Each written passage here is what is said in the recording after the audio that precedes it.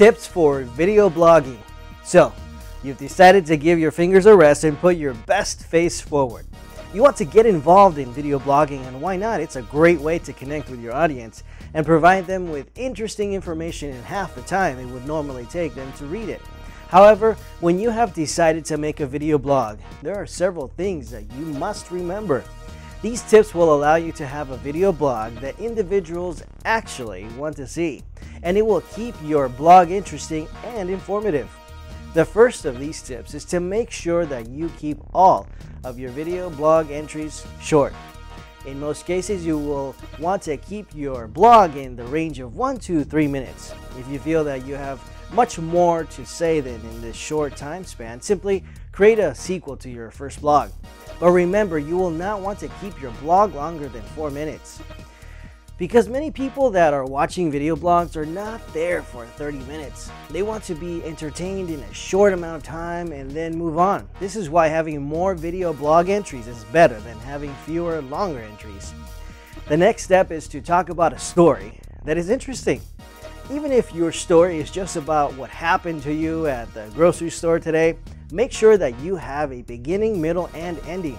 However, again, if you feel your story would take longer than the suggested amount of time, either don't talk about it or make it into a multi-post story. Many video bloggers will not only write about their story, but they will also include a video that helps describe the story. A good example of this is, say you saw the strangest dog in the entire world today while walking down the street. Upon seeing it, you took a short 15-second video.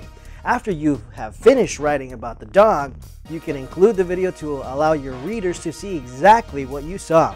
Videos are much more powerful than photos because the video actually places you in a moving scene. Of course, the next step is something that everyone should follow.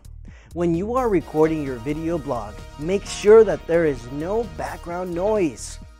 There is nothing more annoying than hearing a strange noise when the speaker is trying to talk.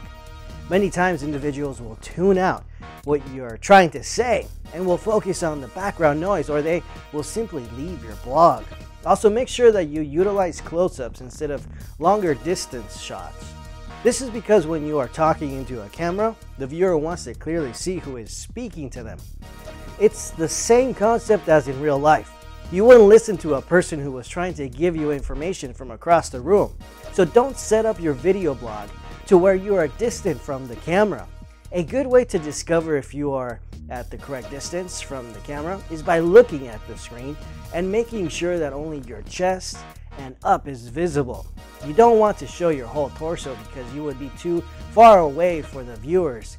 And some of us don't want to show our lifesaver that is around our stomach from not going to the gym as often as we should. And remember, always use good lighting. Don't sit in front of a window that has the sun shining through it.